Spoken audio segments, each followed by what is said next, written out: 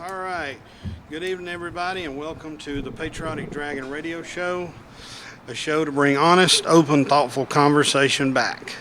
Ideas and opinions from and to our community about topics from across the spectrum, allowing groups and individuals to be a part of the process for a better, brighter future. We want to educate, inform, and inspire. Discussions and opinions and views expressed during the show are those of the guest and not necessarily those of the Pickens County GOP, WYYZ, or the sponsor. This month's sponsor, again, fortunately, is the North Georgia Young Republicans group at University of North Georgia and Brenau College. We want to thank them for their continued support. Tonight, our guests are our local Sheriff, Donnie Craig. Donnie, thanks for being on. Good evening. Thanks for having me. All right. And Ted Bowman, U.S. Naval officer retired and here in our community. Ted, thank you for being on. It's a pleasure to be here. All right. And our panelists tonight are, to my right, Bart Conley. Yes, I'm here again. And then, of course, to my far left is David Leister. That's it. It's a Baltimore thing. All right. I want to open the show tonight with, I'd ask Sheriff Craig to be on, as well as Ted Bowman to be on to discuss Second Amendment topics. With the current issues that we've had in the last 48 hours here in the United States, I don't think there could be a more important time to discuss Second Amendment rights and responsibilities. And what I'd like to do to open it up, Ted, I'd like to start with you and talk about the Second Amendment, some of the changes and challenges that we face, and I'd like you to take it from there. First of all, one of the reasons I can probably talk about this some more than the average individual is because I'm also have a Juris Doctor degree, and although I'm a non-practicer, I am an attorney. So I know a little bit about it, at least on a formal basis from having gone to school. Let's talk about the Second Amendment, which is one of the parts of the first 10 amendments to the Constitution of the Bill of Rights. The Second Amendment is very brief. It states as follows: a well-regulated militia being necessary to the security of a free state, the right of the people to keep and bear arms shall not be infringed. That's it. There's not much to it in terms of how many words, but meanings, although it appears to be clear in a lot of cases, has been contested and continues to be somewhat contentious even today. It's interesting to note that it wasn't until the late 2000, last decade, that the Supreme Court actually ruled in a case called Heller in the District of Columbia that the right that one assumes is there in the Bill of Rights for the individual to, as it says, keep and bear arms was an individual right. It had been contested for some period of time by the critics and by the academics for quite some time as to what that really meant. Most of those who consider themselves to be conservative or on the right have long considered that to be an individual right. And it's expressed differently throughout the states of the United States.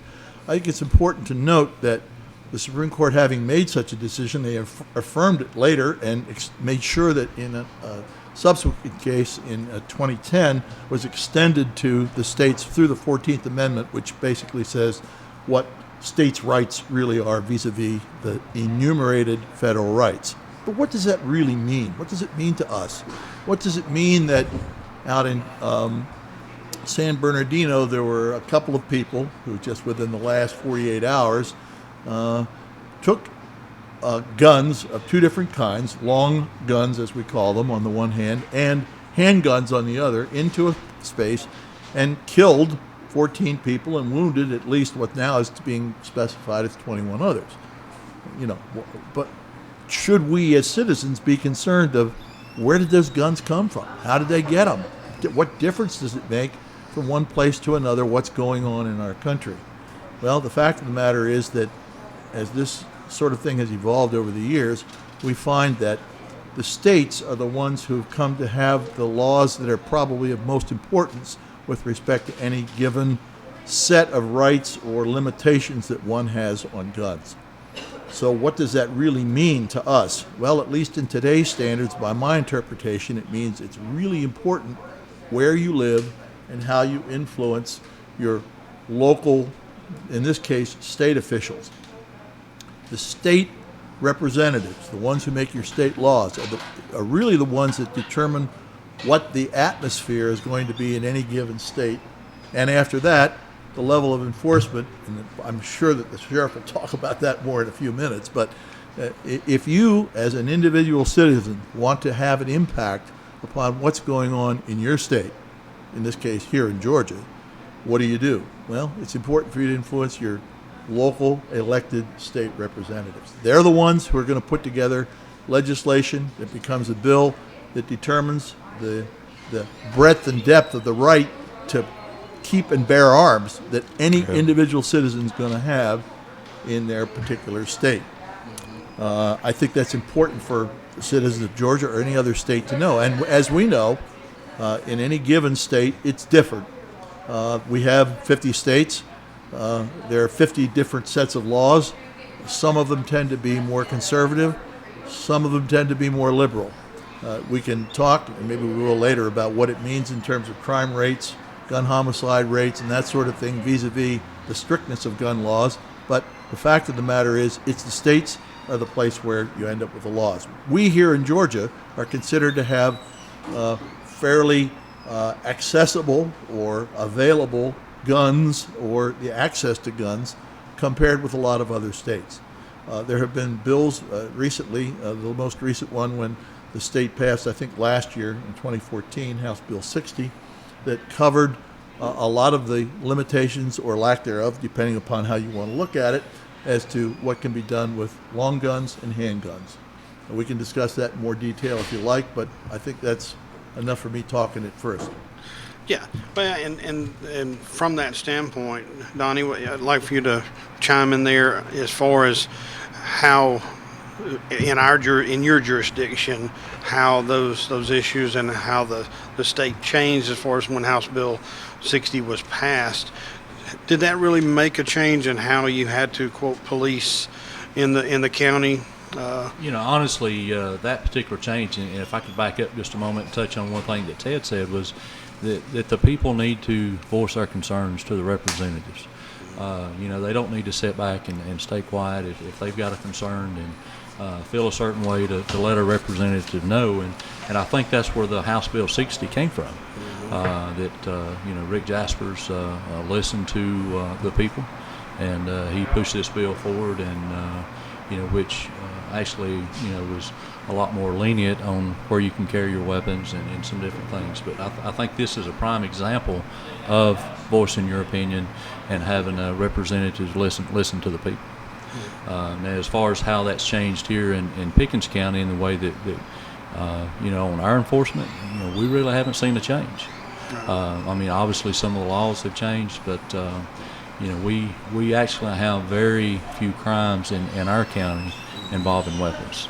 And normally when we do, it's normally from some type of drug operation, or when we go in and do search warrants and dealing with people who are committing other crimes. That's normally where we see the gun law violations here. Right. Yeah, I want to express my appreciation for the job that you have done and bringing younger officers and getting them better trained as far as and making their presence known in the county. Because I think we all know from living in different parts of the United States and some of us in other parts of the world that police and police presence is a major deterrent. And I think so, and one of the things that we've done, and of course here in Pickens we're dealing with a limited amount of resources, funds, if you will, and we understand that. But we are trying to bring in a different type of law enforcement today, and we're trying to be a lot more proactive. If I've got 4 or 5 deputies working the road, and they're being proactive and out making those traffic stops and being seen and being a little more aggressive, the bad guy thinks that we've got 5 to 10 guys out there, and it does make a difference. So. Yeah. I'm sorry. Anything you'd like to add, Bart? Not at this time. All Just right. let it carry on. All right. How about you, David? Touching on what Ted said about the current events, they always happen in the highly liberated parts of the country where they have these no gun zones. You know, with the assumption that that means it's a no kill zone, but it's just a flag saying you can come here and do whatever you want. There's nobody to defend themselves. You know, thank God we are where we are. If somebody came into this area and tried that, I don't think they'd get very far. Yeah.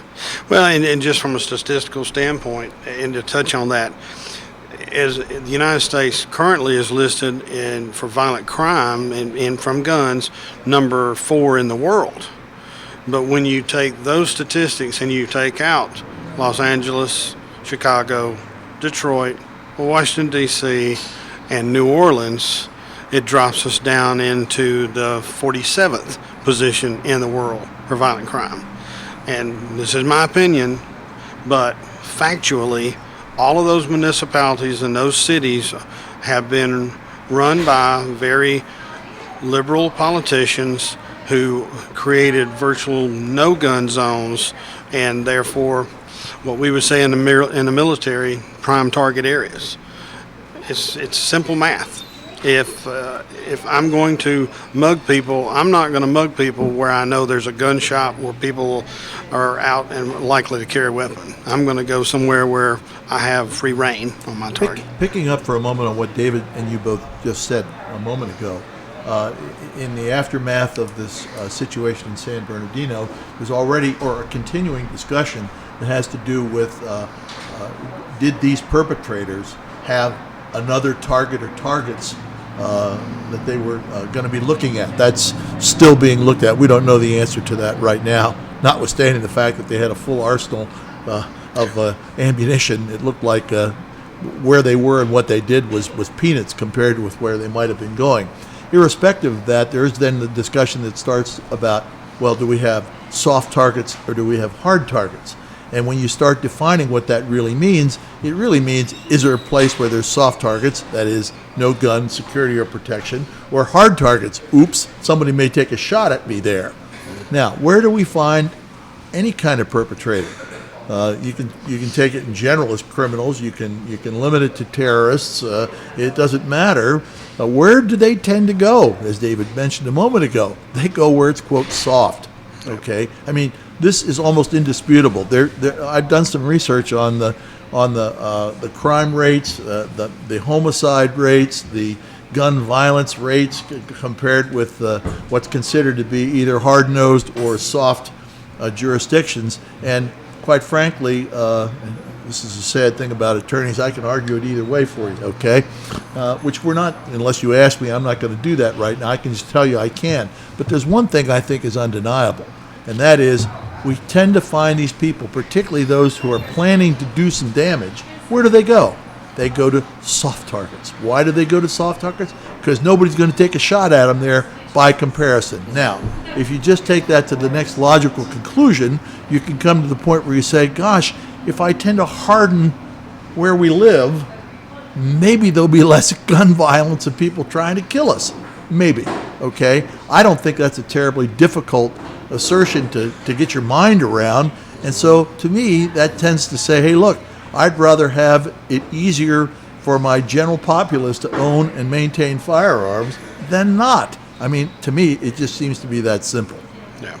Well, and the key to that, I think, as well, is as we want more of the general populace to be, have their weapons and be able to live in a free society and bear arms, then we also have to address what comes up in the last 25 years in the mass shootings. And that is the issue with so many of the young people and the other people that have been involved in these shootings have mental issues that are recorded and have not been addressed prior to. Now, do we want to limit their rights? When somebody has a mental issue and there's that stress level, because now they're throwing out things about this thing in California that something happened at that event and he left, went home, picked up his wife, and came back and dealt the deeds that they did. Well, I can tell you, If I left right now and I went home to pick up my wife because I had an issue where I worked, I'm not going to stop by Walmart and pick up my pipe bomb. That what we're going to find as this situation unfolds is that they had something far greater and far more sinister planned. I suspect when the FBI gets done with everything, they're going to find that something occurred at his workplace and at this event that triggered him to move forward what he was going to do. And like I say, with what they found at their house and the booby traps and all, this was something that just triggered him. He went off versus maybe going through with what he had planned on a more grandiose scale. Well, I'd like to take it to I'd like to take your point about he doesn't stop off at the Walmart and pick up the pipe bombs. Okay, that has nothing to do with gun control as far as I'm concerned. It has to do with other things, but it ain't gun control. All right. But let's talk about gun control for a minute, or at least the concept of what might have as gun control. Well, let's see. What would have made a difference? And some of the arguments are already being made. Well, these guns that these perpetrators used were purchased legally. Maybe so, but there's also the whole aspect of who these people are, where do they come from, how do they get where they are, and part of it, indeed, some of the mass shootings, which, by the way, I believe is described as 3 or more killings at one time, over the last 20 years, we'll say, invariably there have been one of two common themes associated with these folks. Number one, and I think the predominant one, at least for the way, if you start at the beginning of the 20 years, would have been mental disorder. Okay, mental disorder. We can come back to talk about mental health in a moment. The other is terrorist activity. Okay, now part of it goes back to say something, see something, say something. And in most of these cases that I'm familiar with, somebody has seen something that later on they say, oh my goodness, if I'd only spoken to the authorities about this, it might have been prevented. Well, we need to perhaps even train our populace much more in see something, say something, and know what it is you're looking for, okay? And I think that if we spent a lot more time on that, we'd probably have a lot more effectiveness than worrying about whether or not we should make it restrictive or completely impossible. I read a case the other day about New York City, how it took the better part of a year and a half and an expenditure of over $1,000 and all kinds of flailing around in order to be able to get a carry permit. Now, fortunately, here in Georgia, you can get one within 60 days and make a local application, and it allows you to do a lot of things. I don't think that's excessive. Myself, it's a personal opinion. But, by comparison, it makes it really tough, and you think that it will be easier for you in New York City to commit stuff like that, at least in terms of the number of guns that are legally available to people. We need to do something more about that. I would say, let's harden the infrastructure. Yeah. Donnie? Touching on, of course, mental health, and that could be a whole nother show. No. I think that's a huge issue across this country, especially here in the state. Very passionate about the whole mental health issues, and when we see those individuals with weapons and what can happen. And unfortunately, the lack of support, the lack of help that is available to those individuals is tremendous. I mean, that's another issue. But your see something and say something. You think about that involving the mass shootings and across the country. Just right here in Pickens County, if people would understand those terms, not only dealing with shootings, but there's so much that we could do locally if people's willing to get involved. It upsets me so bad that we have. And we're very fortunate in Pickens with the crime rate and the things that we deal with here compared to other places. But we've got so many people here that don't want to get involved well, I'm afraid to say something because I don't want to make somebody mad or I don't want to upset somebody. And it's that. Yeah. Well, and something just to clarify it for the citizens listening, if a citizen has a concern about a neighbor or a situation they see that is developing versus picking up 911 and calling. Right. What's the number that citizens should call? because I've actually had this posed to me. I don't want to call 911 to report something at my neighbor's house because it's recorded. Right. They want confidentiality. So if a citizen wanted to reach out to the sheriff's department, how would you recommend that they do it? There's several ways they can through an email if they don't want to pick up the phone and call. But if they'll just call the 706-253-8900, that is the sheriff's office number.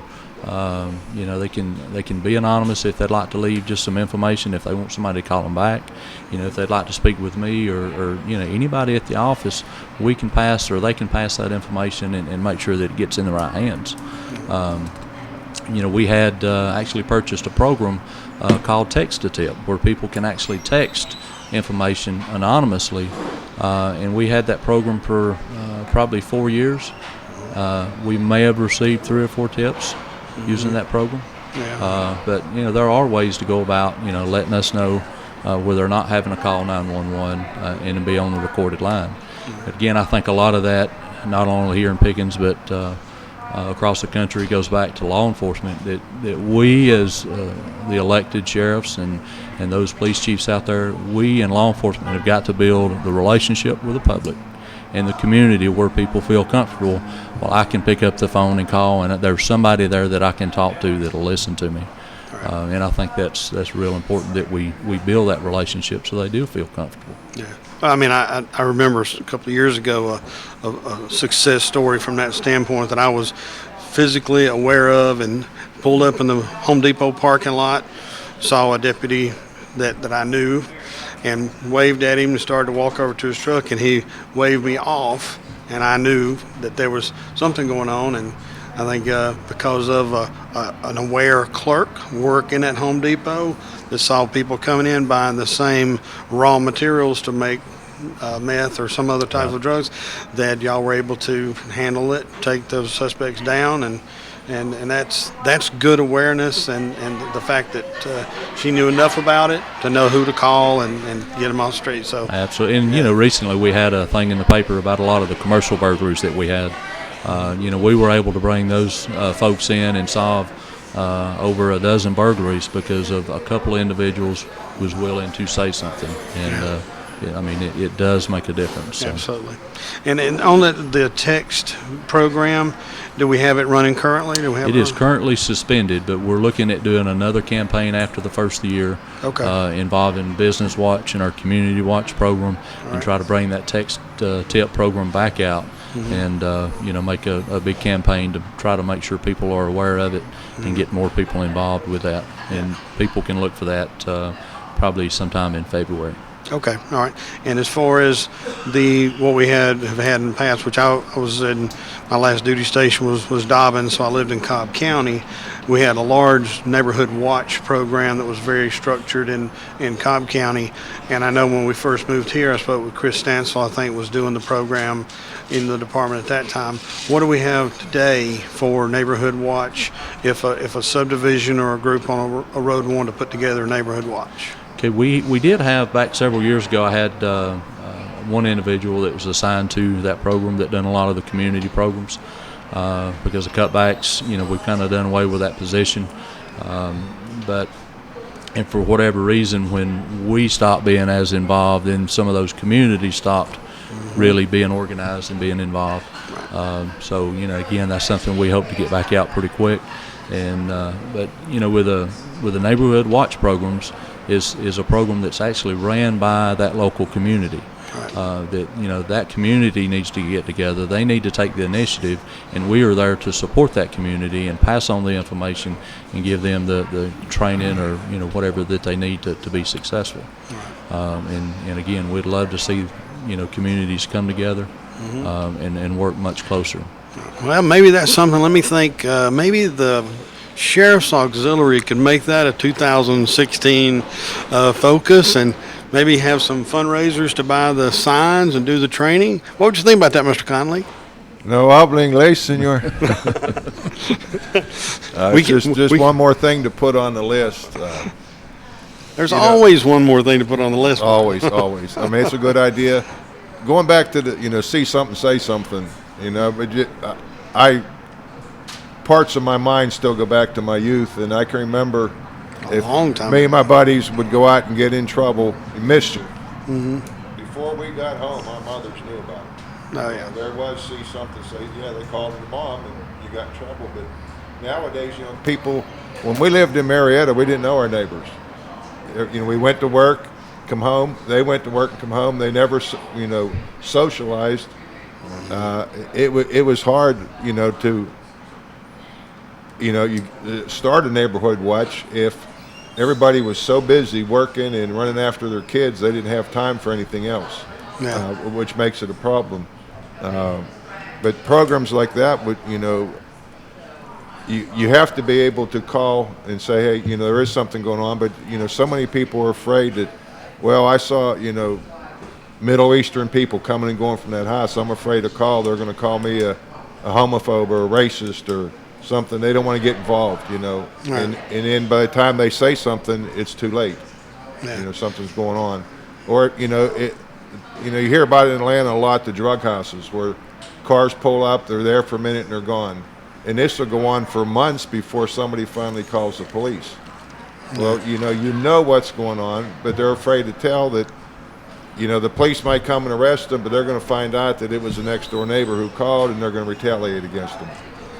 Right. So there's a fear factor, but, through education, educational programs and getting people involved, we can make that a lot better. Right. But I think if you had those programs brought back with those strong community watch programs, and let the deputies and the law enforcement get involved in those programs so they can build that relationship. It's not a matter of having to pick up the phone and call 911 to report somebody to somebody that you don't know. It's a matter of, I'm going to call Donnie Craig or I'm going to call Chris Stansel, somebody that you know and you build a rapport with. Yeah. And I think that's what it's going to take before we start getting that information out. Yeah. Yeah, absolutely. And just from a standpoint of simplicity, and what we did where I lived in Marietta, because we were not ready to do the neighborhood watch program at Arrowhead, the country club area, and we were right on the backside of Kennesaw State, was as the school started to grow, town center started to grow, my wife and a couple other ladies simply walked house to house, introduced themselves, and asked people for what number and their last name that lived at that house. And we turned around and we published in the subdivision everybody's last name and their home phone number, the number they want to be got to. And had the house number, the phone number, and the people's last name, and everybody started, well, my name is Don and my wife's name is Betty and my kids are Judy and Ron. And when we saw and it's a good story, and we all know about, well, most of us know about the city of Kennesaw. Kennesaw is a unique place, and they actually had two ladies who were at home during the day, and they saw a moving van at a house in the cul-de-sac where they lived. The people had the phone number at the house. They called. Well, it rang and rang and rang. So, and this was at 8 o'clock in the morning. One lady walked out and asked the movers politely, so what are y'all doing? Or the names, and she used a fictitious name, not the Smiths that lived there, but another name. Well, are they moving? I've not really known them very well. And the mover said, oh, yeah, they're taking a job transfer. We're packing up their stuff and moving them. She said, okay. She turned around because she had the phone list. She called the lady that she knew on the other side of the cul-de-sac who lived there and was a stay-at-home mom. One came out with a shotgun. The other one came out with a .30-06, and they held the movers at bay until Kennesaw police got there. No That's issues. because they were just following the Kennesaw ordinance that said everyone had to own a firearm. Only if you're a property owner. If you're a property owner. I'm sure they were property owners.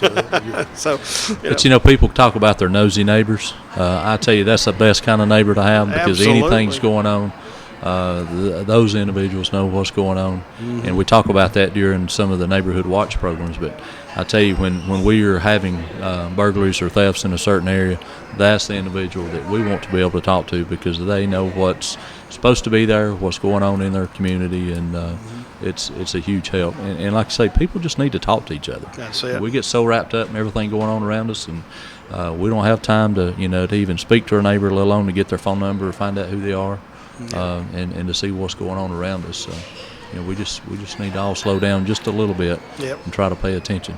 Yep. David? Well, that's a perfect world scenario. But a lot of times in reality, you have neighbors who don't want to give their names and their phone numbers. And we're seeing more and more of that. Exactly. You know, back in the 20 years ago, if we had a call, a neighbor dispute, they'd done, tried dealing with it by themselves before they ever called us. Now they call us. They won't even take the time to go talk to their neighbor. So. Well, that Right. brings up the whole business about privacy issues, and I think that we're going to be facing, I hate to say the word crisis, but certainly a major set of circumstances in this country, because quite frankly, it's a standard thing if you look back in history. If you want to maintain higher security, you give up some privacy rights. And just with the 10, I mean, we don't have all the points to connect yet, but it looks like there's an increasing set of circumstances that said we better be concerned in this country about attacks. Now, if we actually believe that, and there are indications that may be coming, or that there are people who are trying to do bad things to us, then how are we going to combat that? And the concern continues over what the nature of the privacy in this country is, the Patriots Act, data collection, metadata collection, and I think, I hate to say we're going to face a crisis, but to some degree, it is undeniable that you have to give up some of your liberties somewhere along the line in order to maintain certain levels of security. Now, there'll be a lot of arguments about that. I mean, I'm not taking a position one way or another, just to say that will be an issue, particularly if we think we're facing more problems with attack. I'll give you an argument right now. There is no such thing in America as privacy. Period. I mean, Google knows everything you do. Now the federal government's got into it. They're going to step up what they're looking at. I laugh at the Europeans that I know, because on their Facebook page, they don't let you see their photo. They don't tell you who is in their family or what their friends are. And they're also worried about privacy, but Facebook is tracking everything they do in Germany right now and turning that information over to the German government. Well, just to let you know how that sort of thing can work, I don't know about any of the rest of you here. I imagine Will might be one of them, maybe Donnie from his past. But I received a letter the other day from Office of Personnel Management that informed me that I was one of those who had been hacked when some months ago the U.S. government files had been hacked. Now, I had to stop and think about it for a moment, and I hate to say it because I know I'm going to date myself by it, but the last time anybody did any top secret or secret clearances on me was back in the 80s. Okay? That was that you're aware the of, though, early right? 80s that I'm aware of. Well, you're right about that. That's because they're investigating me all the time. But no. But to go at a time when I can put a finger on it and say that was a time when I had made a formal application because of a job that I held that required security clearance. That was a time when all this information would have been gathered by OPM on paper and pencil at the time. I can assure you. Okay. Now, I was informed that, hey, I'm one of those whose records had been hacked. Okay. Here we are over 30 years later, and somebody's telling me my personal data has been hacked. Well, I think it's 30 years, Donnie. Okay. The point is, you're right, David. Those of you who think that you have a presumed right of privacy, in many respects, I think you're kidding yourself. Yeah. I mean, if you go on the internet and just punch your name in, type your name in and hit enter, and you'll find your name there with everybody else's name that is similar to yours, but it'll have you listed at your current address, your last address, and sometimes the address before that. It could be 30 years ago, but it'll be the address before that. And for $4.95, I can find out a hell of a lot more about it. Yeah, $4.95, $9.95. You can find out, everything. I mean, so it's out there. You were right, David. There is. Yeah, it's an illusion. Yep. So in order to, I think what we're talking about is from a local level, if we don't want to reach out to the federal government to ask for their, quote, protection, then what we do locally as citizens to better make ourselves aware of our sheriff's department, our police department, even our firemen and EMS. I think there's probably, if you look at the lives that are saved by people knowing where their local fire department is, where the EMS vehicle is parked, when somebody in their family has an emergency or that type of thing. I know in rural America, everybody knows where two things are. They know where the fire department is, and they know where the post office is. And if it's an emergency, they go to the firehouse. And it's, a lot of them, it's just too far to go for anything else, but they know where it's at. And so that local involvement, and what you're talking about, Sheriff Craig, is people stop by the sheriff's department, walk in, introduce yourself to the patrolman. And I'm sure that if I live in Yellow Creek or if I live in Hinton, I can quickly find out what officer patrols my part of the county.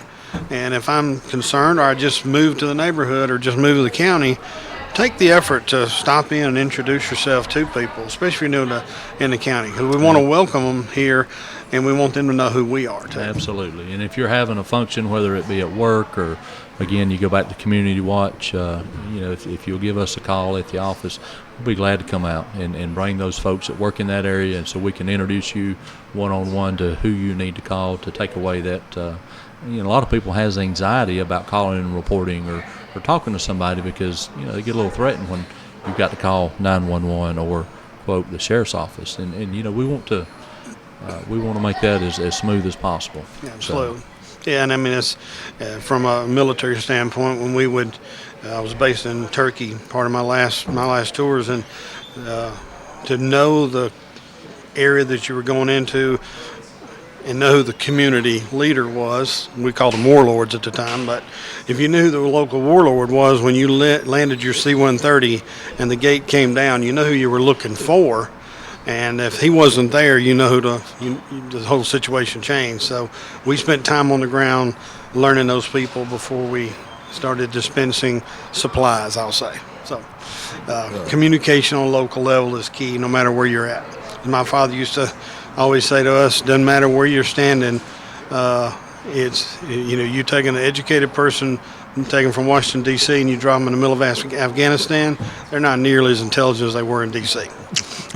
So, get to know your local officials, get to know your local law enforcement, your fire and EMS, especially if you have seniors in your home where vital services could be key.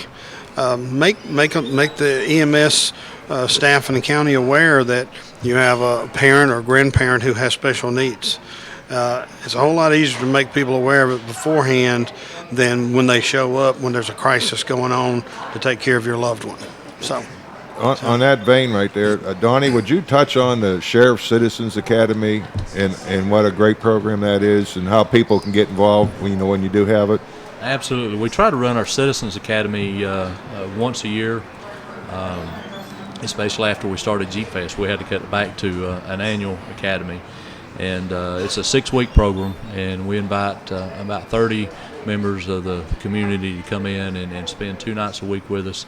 And each night we bring in and introduce the class, if you will, to a different section of the sheriff's office and different functions, whether it be the jail or uniform patrol, criminal investigations, court services, and just expose them to each part of what we do. And we let them, as we say it, we let them see the good, the bad, and the ugly.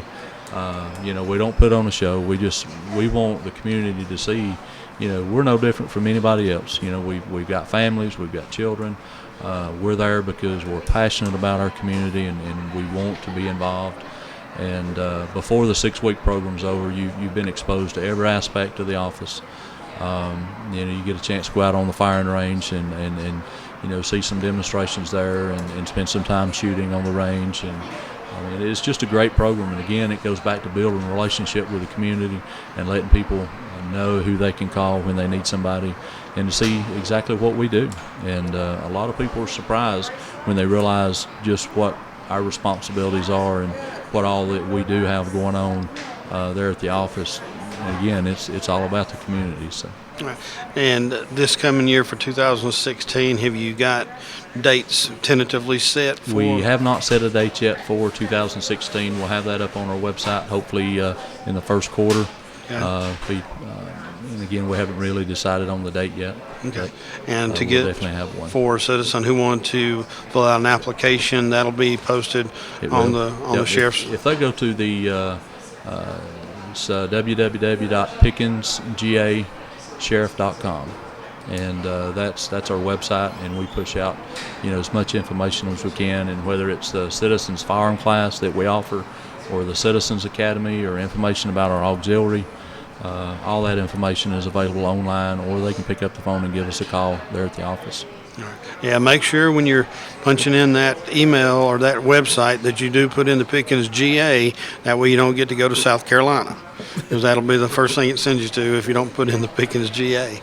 If you can touch on the Sheriff's Auxiliary, because I know Mr. Connolly is a proud member of that, and what the kind of the mission statement of that unit is, and the involvement with citizens there. We started the Citizens Auxiliary. I think now we're probably about 4 years into it. I'm going on Maybe 5. 5 years, and it's a 501c3 that was started, said about 5 years ago, and originally started up when we had a couple of folks from one of our community watch programs wanted to get involved in the office, and we started having more citizens wanting to get involved and see what they could do to help. I'd say we're about 30, 35 strong now of active members of the community. The Sheriff's Auxiliary is there to support the Sheriff's Office and our employees, whether it's in hardships, sickness, or if we're having events. They'll come out and help us work events and raise some money. All the money that is raised through the auxiliary goes back and supports us and our employees. They've purchased equipment over the years, and just a number of different activities. One thing that one of the big things that they're doing right now is involved in the emergency shelter. During the inclement weather or tornadoes, and if our county has to set up an emergency shelter, the auxiliary comes in and sets that up, and they man that for us. They have bought and paid for all the equipment that we use for that shelter at no expense to the taxpayers. And they're just there to work and to serve not only the sheriff's office but the community. Okay. And if a citizen wants to get involved in that, Mr. Connolly, how would contact? I don't have a number per se, but they contact the sheriff's office. But we meet on the second Tuesday of every month at the jail at 6:15. We have about an hour and a half meeting. They can come and see what it's all about. But one of the things that we're really happy with is the emergency shelter. We were able to purchase a trailer, the supplies we need as far as cots, blankets, pillows, personal supplies, and we had it open twice last year. Fortunately, very few people come in. It was during a snowstorm, but we're getting better at it. We've been trained through the Red Cross on how to run the shelter. There's about 10 of us that have gone through the training, and it's broken up into shifts. It's around the clock, and it's all volunteers taking care of it. Right. And if a citizen or somebody wanted to get involved, maybe make a donation or that type of thing, do you have a Facebook for the auxiliary? You're asking me stuff over my pay grade.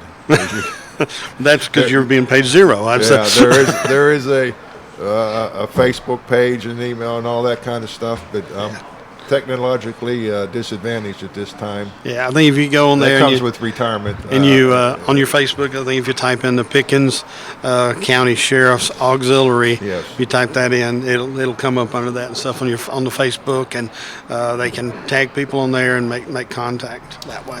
Along those lines, I'd like for a moment to go back to the gun control issue, because no matter what your situation is here as a citizen, and the issue of gun control, one of the concerns that all citizens should have is gun safety. And so in terms of gun safety, I know that the sheriff and his department have done some things in the past and are capable of doing certain things to help the general citizenry associated with gun safety. And if, Donnie, if you could talk about that for a couple of minutes, I know I would be interested, because, hey, no matter what kind of laws you have, we want things to be safe. Absolutely, and along those lines, and just to kind of throw some numbers at you, this year in Pickens County alone, probate court has issued over 900 gun permits. And for those of you listening, the gun permits can be obtained there at the courthouse from the probate court. They are $80, and right now the turnaround time for our probate court to get those licenses back to you is about 2 weeks.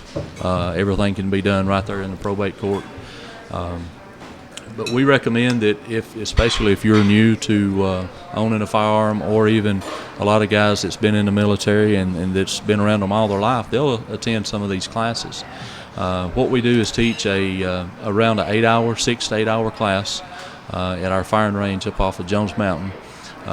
We'll come in, and the first portion of the day in the morning, we'll be in the classroom, and normally we'll try to have one of the judges or somebody from the DA's office will come as a guest instructor or speaker, and they'll share the information about the legal rights of owning a weapon, the do's and the don'ts, and the whens and the when nots and the why nots, and that it's a huge liability. If you've got that weapon and you're going to use it, you need to understand what the laws are and how it pertains to you. So we'll spend the portion in the morning talking about those, as well as the basic safety rules and regulations for handling a weapon. Usually we'll have somebody, a local business will sponsor lunch for us. We'll go up and grill out on the range for lunch and provide lunch. After that, we'll spend all afternoon on the shooting range shooting. You bring your weapon, your ammo, and then we'll provide the instructors.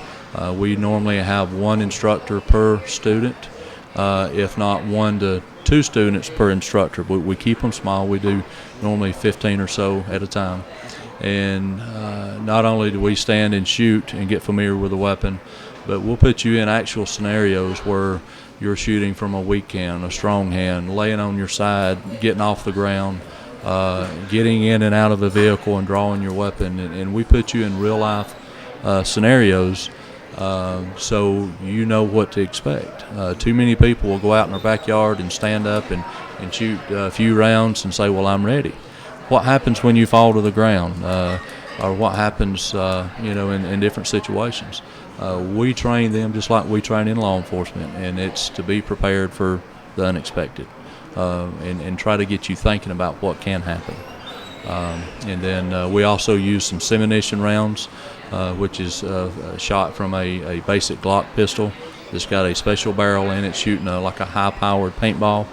And again, we'll try to put them in a shoot-no-shoot situation at the end of the class where they have to make the decision, do I actually shoot this guy or do I not? And then they have to be prepared to explain to us why they shot or why they did not shoot. Excellent. And there is no charge for this class. Our officers will volunteer, or around my office they call it being voluntold, but they volunteer to come in and teach. It's an opportunity for us to give back to the citizens, and again, it goes back to that whole relationship. It allows us to meet folks and find out what's going on in the community. So, how does one sign up for this or become aware, on the one hand, and about how often is this presented? This past year we probably have done about probably 4, 6, maybe 8 classes throughout the year. We haven't done a very good job on promoting this program, and that's going to change as we're moving forward. We want to go ahead and do some calendars, but if anybody's interested, please give us a call at the sheriff's office. My email is online. If you go to our website, just shoot me an email and let me know. We'll get you put on the list. I would like to see us going, maybe doing 1 class a month, if we can fill those classes. If I've got a group at work, at church, or any other civic group that you'd like to go in together with, we try to keep the class, like I said, around 15 or so. Age groups, we normally shoot for around 17 up.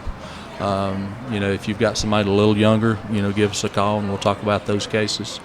They are classes specifically for some of the younger kids through NRA. We've got some folks that works with NRA with our office, and through our contacts, we'll be glad to help set those classes up. Okay. Yeah, and from a standpoint for the listeners out there, I'm fairly certain that from a sponsorship standpoint, if we wanted to have somebody from a corporate or a local business who wanted to help sponsor it, take care of the lunch, that type of thing, that would be more than welcome. What I'd like to do, and actually Matt and I talked about this, the next time you have one of the classes, we'd like to come and do the radio show live from there and do the recording. That way we can talk to some people who've gone through the class after they've finished, what they learned from it, and get it out there on it, because that's While you're still on that, I went to the class 2 years ago, and at that time, just went on the computer when I still used one. But under the training schedule, it had, that Saturday class for citizens, and I signed up for it. But very informative class. I hadn't taken a safety class on guns for 25 years. Back when I first bought a weapon, went to class to learn the safety, and you forget a lot of stuff, and yeah, it's like Donnie said, it's real easy to go in the backyard and shoot a target. But when they get you out there, they say, okay, sit down. Okay, lay on your side and get back up to a sitting position and shoot. That target seems to move a lot more then. It's a little harder to hit it, and it's stuff you don't realize. You think, man, I can stand here and hit that target all day long, but once you have to start moving, and it teaches you, and also teaches you how to safely move. Yeah. It was a very informative class. I'd recommend it to anybody who hasn't taken the safety class for a while, or anybody who's getting a new or different gun that they're not used to. Yeah. I was gonna make that point. I mean, notwithstanding the fact that a number of us may have been ex-military, and that's fine, and you were trained in the use of firearms at one time, perhaps a very long time ago, and the odds are on that the firearm you have at your home ain't the firearm that you trained on. Yep. And I mean, I have one of those situations myself right now, and it only makes sense, if nothing else, than to become proficient, or at least more proficient, in the firearm you now have, not the thing that somebody issued to you Right, 35 or 40 years ago. Well, it's pretty neat. At the end of the class, we give the students an opportunity to share with us what they've learned and what they're taking away from it. I couldn't tell you the number of men that have had military and law enforcement training that says, well, I'm going to be honest, I'm here because I wanted my wife to go and she wouldn't come without me coming. And then they go in telling us what they had learned and how much it helped them. So, it's important to train and to know, what you're doing with the weapons. I'm as pro gun rights as probably as they come. I believe everybody's got a right to own the weapon, and personally I feel should. But when you look at getting your driver's license when you're 16 or 15 years old, they don't just give you your license and say go be careful. They want to make sure that you're proficient and you know what to do and you know what the laws are. So I just encourage those, please take the time to understand what that weapon is, understand what the responsibility is of owning the weapon, and know how to use it. God forbid something happens out here in the community, we want to be there. There's unfortunately just so many of us that go around. If something happens, we're going to do everything we can to get there to try to help you. But please don't depend on somebody in law enforcement to take care of you and your family. I believe that an informed citizen, are those that understands what's going on in their community and knows what their rights are and that are prepared to take care of themselves. Now, I'm not saying they need to take the law into their own hands, by no means. Call us and we'll be there as soon as we can. But don't just assume that we're always going to be there when things hit the fan. So. Right, absolutely. And with the season that we're upon, the joyous season we have coming for Christmas, I know that there will be a lot of parents and grandparents, that type of thing, that will buy their siblings or buy their kids or their husbands or wives and stuff, firearms, to have at their home under their personal protection that way. And please take it from somebody who's been in that situation. You want your wife, your daughter, your son to be trained to handle that firearm safely, protect themselves, and do it the right way. Absolutely. And another thing, just to let the people know, we've got some gun locks that's come in after the first of the year. So, all these folks that get those weapons during the holidays, If they would like to have one of those gun locks, to give us a call or stop by the office and pick those up. They will be free of charge. And again, keep your weapons up and make sure that if you've got little ones in the home that they're not able to access and get a hold of those weapons. Okay. We just got about 5 minutes left. Ted, anything that you'd like to add as far as the Second Amendment?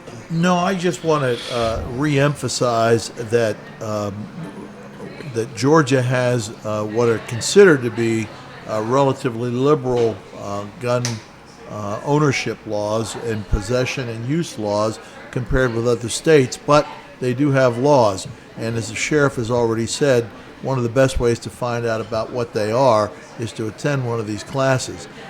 Even if you don't, you can access them online. I mean, you can go up to the Secretary of State, Google them up, and look, and they'll all be listed there for you, okay? And quite frankly, you can go out and purchase and possess in your own home a firearm and be, quote, legal, unquote. However, having said that, don't kid yourself in terms of what you should be doing. If you've been listening for the last 15 or 20 minutes, you've heard that it's important, no matter who you think you are, to receive proper training. Now, having said that, let me revert for a moment back to watching out for protecting rights. If you want to protect your rights, you have to get involved. If you want to get involved, you have to let your elected officials know how you stand on these things. One way, of course, is to let those of us who participate in party politics how you feel about it, and to let your representatives know directly how you feel about it. If they know and if they hear, they will respond.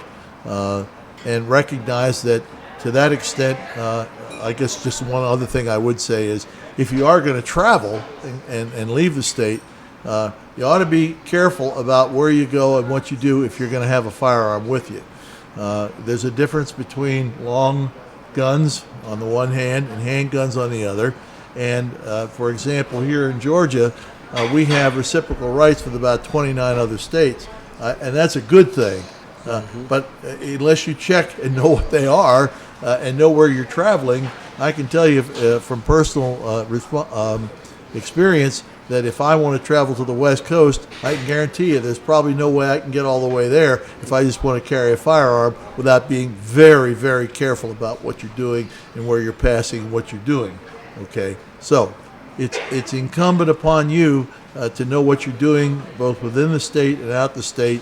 It's incumbent upon you as a citizen to keep your elected officials informed of how you feel about gun rights and the Second Amendment. All right. David, anything you want to add quickly? No.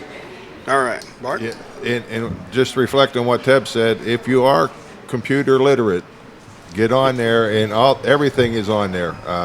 Just start Googling something, and gun laws, or just put in there, how do I take a gun from Georgia to Florida or to North Carolina? And it'll, the laws will pop up, and you can read them and find out. And please do it. Yeah. Either that or get your grandkids to do it for you. All right. A couple of things I want to announce and make sure that our other non-present elected officials aware of is our Second Amendment gun raffle and rally be held here Monday the 7th on Pearl Harbor Day here at Rocco's Pub and Grill on Highway 515. We'll be giving away the first prize, which is a Colt Colt AR-15 law enforcement unit and a Glock 43.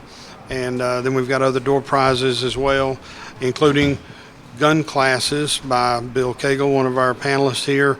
We'll be doing one class on long rifle and one class on handguns for free.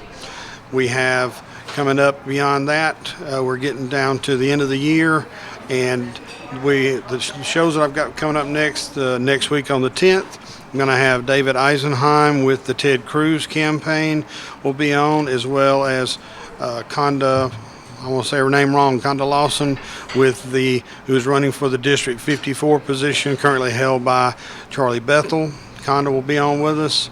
The week of the 17th, I'm going to have Jerry Neckvital, the Economic Development Officer, is going to be on with us. And then the week of Christmas, we're going to have 4 of the local charities, the Good Samaritan, the CARES Center, and 2 others on to talk about their mission statements. what they have in their needs for 2016 to finish off the year. Again, thank you, Donnie, for being on. I really Thank you. appreciate you coming out. Ted, thank you as always. You're welcome. All right. David, thank you for being on. And Bart, thank you. Not a problem. Have All a right. Merry Christmas if I don't talk to everybody before then. Absolutely. All right. Thank you. And recycle your trees.